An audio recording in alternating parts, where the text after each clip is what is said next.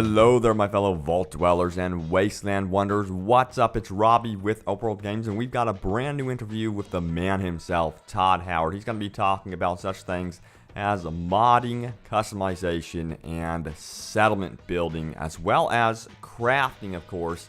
Now, you'll also notice this shot here shows off one of the settlements right on the waterway. It makes me very curious about how important water will be in Fallout 4. You can see the doors just poof right there out on the waterway. Why would you have a door just to the water? So it could be possible you could just hop in with your power armor and go deep sea diving. Now that would be very, very awesome. Or we could be seeing trade caravans on the water. Now we know Brahmin will be able to trade from settlement to settlement, so that would be cool. Then also there's that weird teleportation looking device. It could be possible you could be teleporting from camp to camp. Who knows? But look forward to more Fallout 4 news and coverage right here. But guys, for now, enjoy Todd Howard speaking about Fallout 4.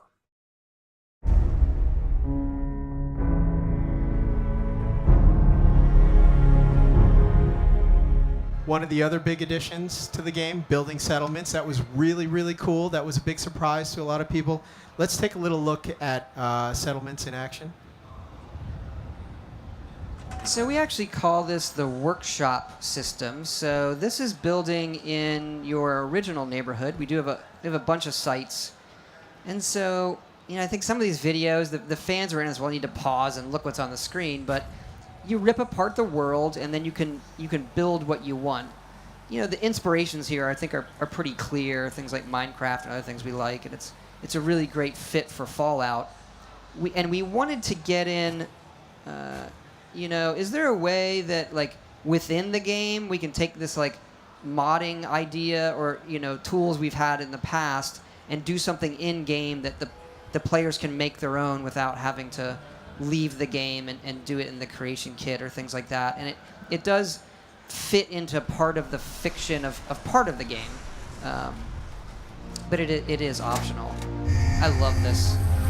I'm going to name drop Ryan Sears. He's one of our artists, built that. It's really great. He showed that to me. I was like, oh, I am putting that in a video. That's awesome. You also announced UGC, user-generated content in the game. Some people might have missed that. Can you talk to us a little bit about what we're doing with UGC and when it's going to be available? Yeah, so we're doing it on the PC similar to Skyrim. We'll have the creation kit that will come out not at launch. Just like Skyrim, it'll come out early 2016. And then, you'll have all the PC mods and all of that stuff. But then what's really exciting is we're finally bringing it to console. So working with Microsoft. So once we get it out on the PC with the creation kit, it's then going to come to Xbox One. Okay. There's a lot of back-end stuff we need to do and work with them. And then once that's settled, our plan is to do that work with Sony and get them on board and have that follow up. But the timetable's kind of fuzzy right now. Are you excited? On that, so I don't want to promise a date on that part. But what'd you say? Am I excited? Are you excited to? Oh my God, consoles? yes. Yeah. Look, I think the modding part of our games is just, it goes back to making your own adventures with D&D and those kind of things. Sure. And we've always pushed on it really hard. But if at the end of the day, the audience that can do that stuff or is even doing it is not as big as people think percentage-wise, and it's just been on PC. So the first way to make that a much larger percentage of the audience is to bring it to console, where a lot of our players are. Another thing you're doing that offers, again, this great player freedom that you guys really love at Bethesda Game Studios, the advanced crafting, or the crafting system, which might be, as you said, the most advanced crafting system yet for a Fallout game, for a Bethesda game. Oh, yeah. Let's take a look at the crafting system in action.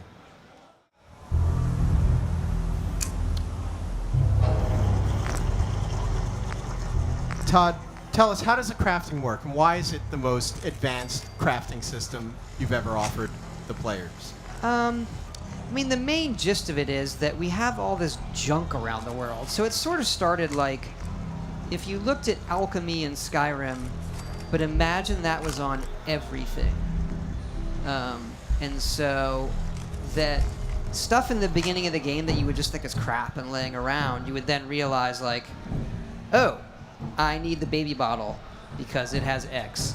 And so it was a look at having components, so having a set number of components in the world, and then having lots and lots of items that were different mixes and matches of those components, and then you realize that like adhesive is an important element for building a lot of things. Then you realize actually duct tape and glue tend to be more valuable than like grenades, like for real in the game.